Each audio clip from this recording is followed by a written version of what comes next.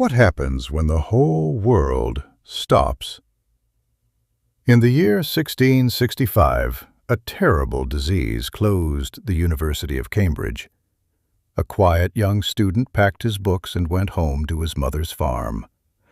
Most people thought this was the end of his studies, but on that quiet farm, in less than 2 years, that young man changed science forever. His name was Isaac Newton. This is the story of the man who discovered gravity.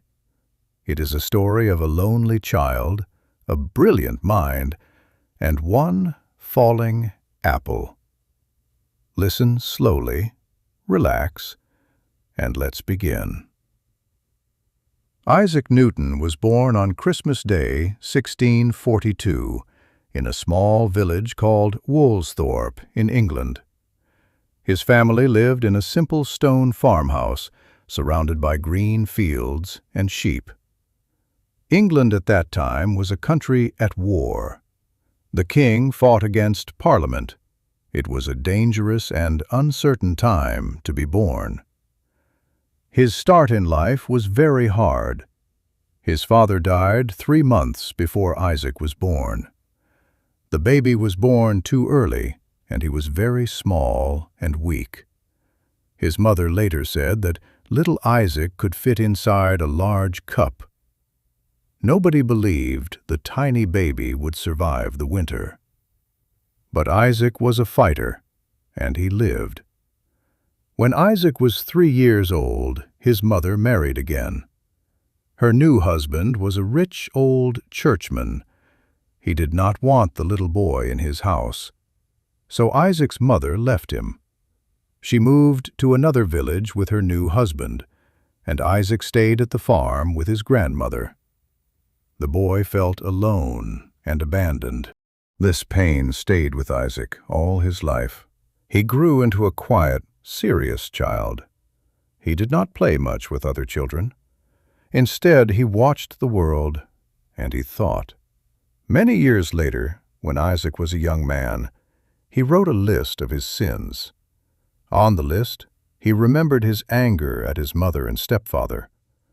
The wound was still open. When Isaac was 12, he went to school in a town called Grantham. He lived there with the family of a pharmacist, a man who prepared medicines. In that house, Isaac discovered books, tools, and chemicals. He fell in love with them. In his free time, he built amazing things with his own hands. He built a small windmill that really worked. He put a mouse inside it, and the mouse made the wheel turn. He called it his mouse-powered mill. He built kites with small lamps attached to them. At night, he flew them over the village. Some people saw the strange lights in the sky and were afraid. They thought the lights were comets. Isaac also studied the sun. He made sundials, clocks that use shadows to show the time. His sundials were so exact that neighbors came to check the time on them. They called them Isaac's dials. At school, however, Isaac was not a top student at first. He was quiet and distracted. One day, a bigger boy attacked him and kicked him in the stomach.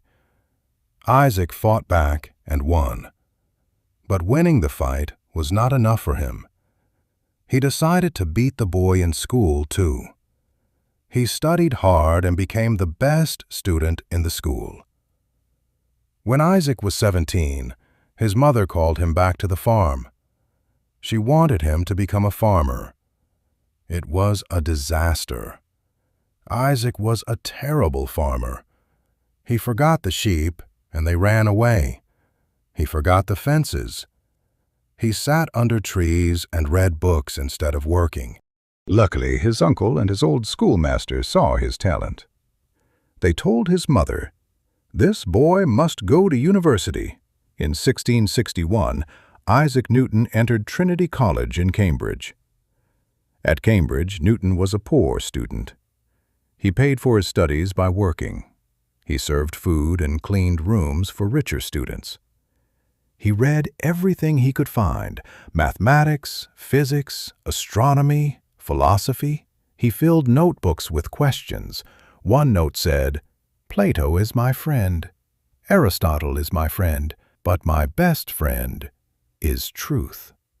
Then, in 1665, disaster came. A terrible disease, the Great Plague, arrived in England.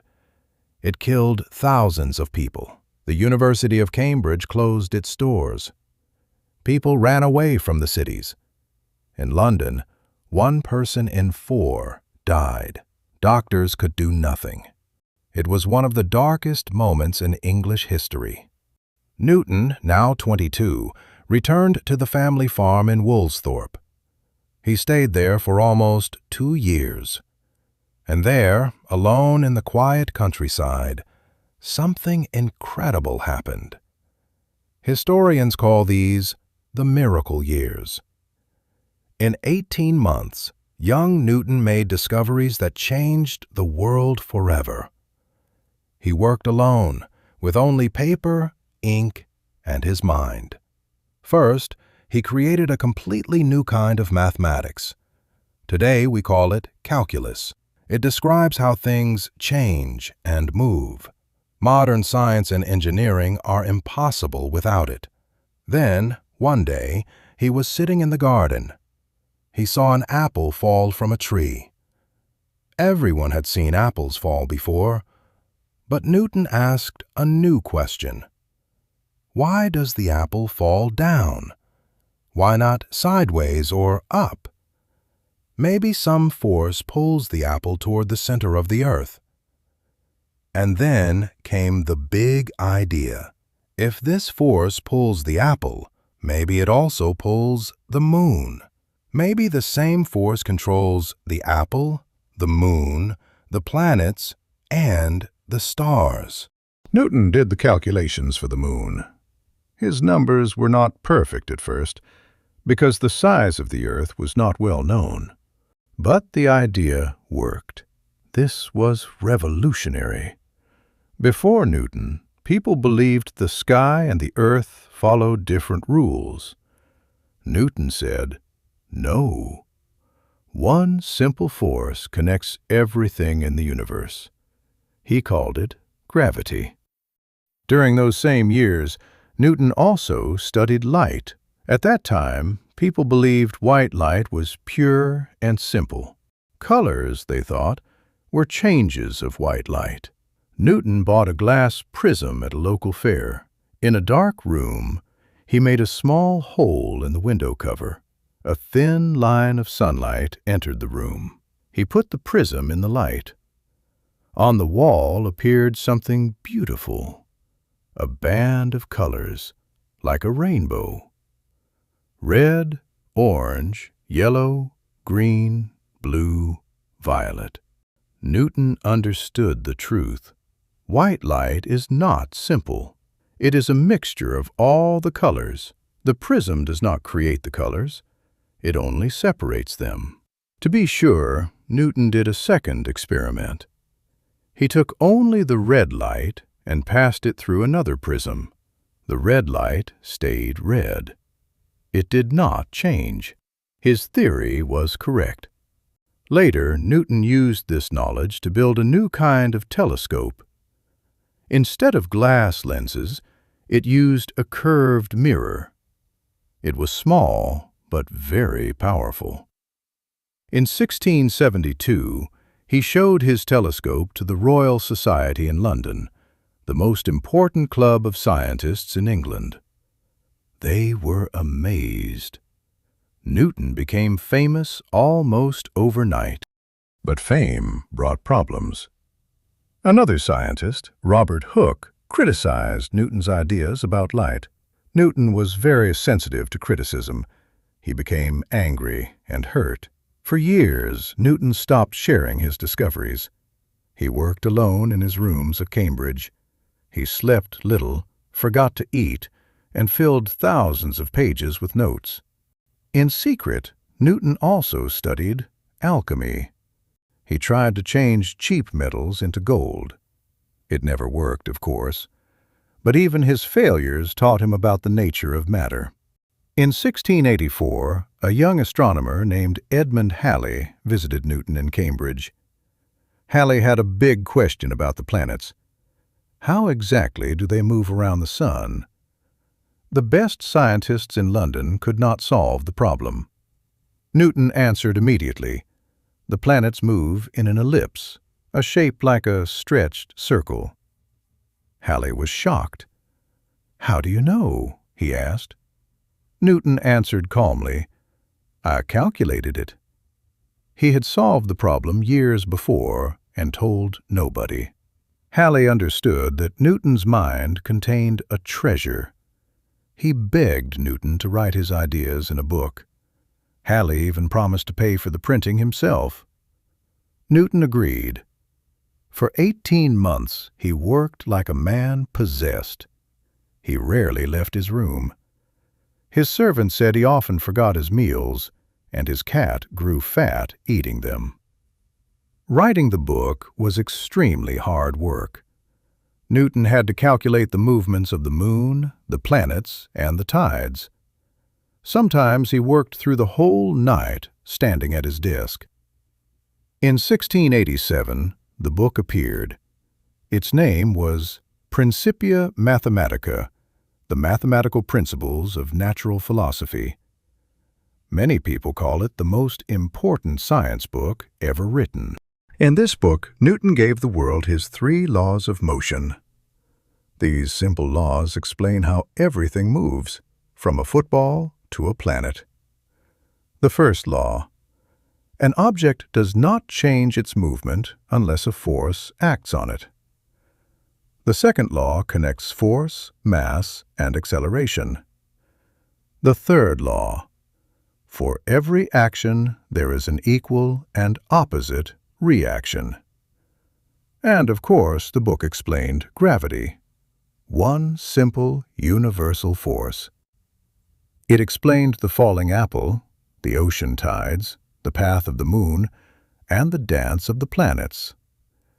Halley later used Newton's laws to study a bright comet. He predicted that the comet would return after about 75 years. He was right. Today we call it Halley's Comet. Scientists across Europe read the book with wonder. The universe was no longer a mystery ruled by magic. It was a beautiful machine, and Newton had found its rules. After the Principia, Newton's life changed completely. The shy farm boy from Woolsthorpe became a national hero, but he was tired of quiet Cambridge. He wanted a new life in London. In 1696, he received an important job: Master of the Royal Mint, the place where England made its coins. Many thought it was just an easy job with a good salary. Not for Newton. At that time, criminals made false coins, and this was destroying the economy of England. Newton attacked the problem with all his energy. He visited dark taverns in disguise. He interviewed criminals. He collected evidence like a detective. He sent the most dangerous coin makers to prison. Newton also directed the Great Recoinage. England replaced all its old coins with new, better ones. Thanks to his precise work, people trusted English money again. In 1703, Newton became president of the Royal Society. In 1705, Queen Anne made him a knight. The poor farm boy was now Sir Isaac Newton. He was now the most respected scientist in the world. Young scientists visited him like students visiting a king. But he never married, and he had few close friends. There was also a dark side to his fame. Newton fought a long, bitter war with the German mathematician Leibniz. Both men said, "I invented calculus first." Today, historians give credit to both of them. In his old age, someone praised his genius. Newton gave a humble answer that people still remember today. He said, "I was like a boy playing on the seashore, finding a smoother pebble or a prettier shell, while the great ocean of truth lay all undiscovered before me." Sir Isaac Newton died in March 1727. He was 84 years old. England gave him a funeral fit for a king. News of his death traveled across Europe. The French writer Voltaire was in London at that time. He watched the funeral and wrote with wonder, "England honors a mathematician like a king." He was buried in Westminster Abbey in London among kings and queens. On his monument, these words are written, "Here lies that which was mortal of Isaac Newton." So, what can we learn from the life of Isaac Newton? First, a hard start does not decide your future. Newton was a weak baby, an abandoned child, a terrible farmer. Second, curiosity is a superpower. Millions of people saw apples fall. Only Newton asked why. Great discoveries often begin with simple questions. Third, quiet time is not wasted time. Newton's greatest ideas came during the plague years, far from the university, alone with his thoughts. Fourth, never stop asking questions. Newton studied light, movement, mathematics, and the stars until the end of his life. For him, the world was an endless ocean of questions. Newton himself said, "If I have seen further, it is by standing on the shoulders of giants." Every generation learns from the one before. Today, science stands on Newton's shoulders. Thank you for listening to this story. If you enjoyed it, listen again with the subtitles and repeat the sentences out loud. This is one of the best ways to improve your English. If this story helped your English, please leave a like and subscribe. A new story is coming in a few days. See you in the next one.